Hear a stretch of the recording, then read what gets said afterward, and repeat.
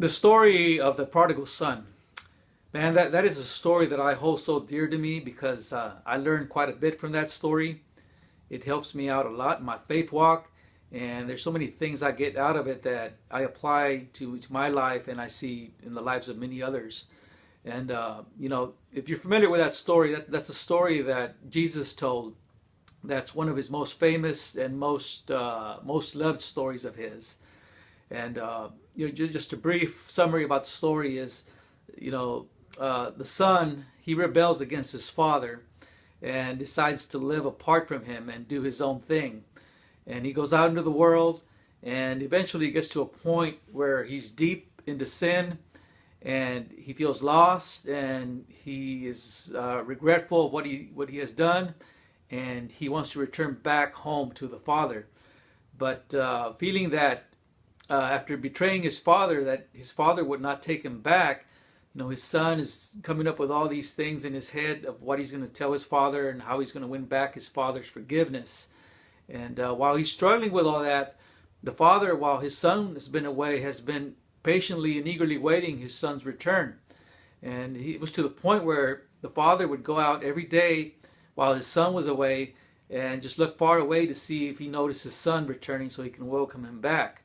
Well, that fateful day came where the son was returning back home.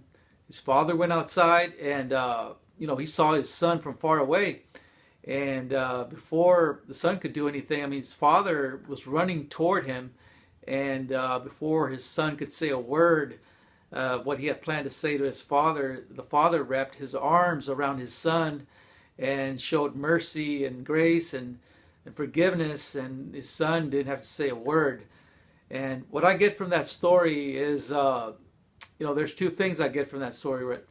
And one is that nowhere in the story does it say the son had to earn anything to win the father's love and forgiveness. There was nothing that the son could do or did. And, that's one thing I get. The other thing is, Jesus Christ being the Son of God, God said about his son, Jesus, this is my son whom I'm very well pleased with and whom I love so much. And that is because Jesus lived a perfect, sinless life.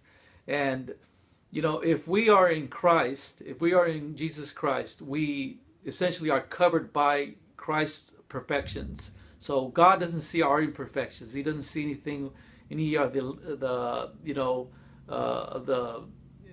little things we do or the big things we think we do for God. He doesn't see any of that because there's nothing we can do to win God's favor other than do the same thing that the prodigal son did, which is come to our senses, turn back to the Father, and just look at Jesus Christ and have faith in him, and he covers all that for us. So that's what I wanted to share with you guys. Hope this encourages you in your faith walk. And just want to let y'all know that a lot of what you guys put out there, you encourage me in my faith walk. So you continue to do that because you're probably helping somebody else out and you're reaffirming or strengthening someone's faith.